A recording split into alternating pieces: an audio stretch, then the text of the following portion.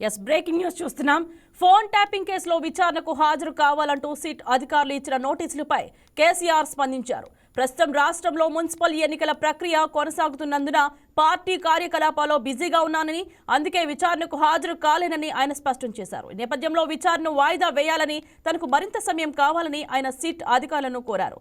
విచారణకు తాను పూర్తిగా సహకరిస్తానని కేసీఆర్ తన సమాధానంలో పేర్కొన్నారు. అయితే విచారణను తన నివాసమైన ఎర్రవల్లి ఫామ్ హౌస్లోనే నిర్వహించాలని ఆయన అధికారులను కోరారు.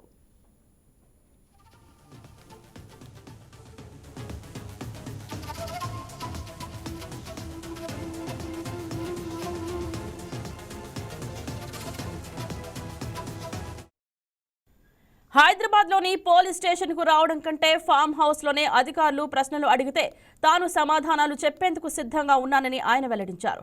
కేసీఆర్ ఇచ్చిన రిప్లైపై సిట్ అధికారులు ఎలా స్పందిస్తారనేది ఇప్పుడు ఉత్కంఠగా మారింది. మున్సిపల్ ఎన్నికల కారణాన్ని అధికారులు అంగీకరిస్తారా, లేక రేపే ఎర్రవెల్లికి వెళ్లి విచారణ జరుపుతారా అనేది చూడాలి.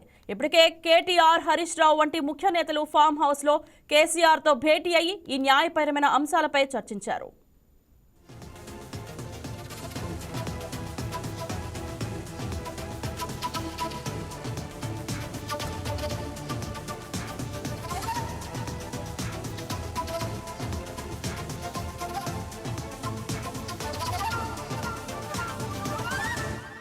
Please subscribe to YK TV Network. Please subscribe to YK TV. Please watch YK News.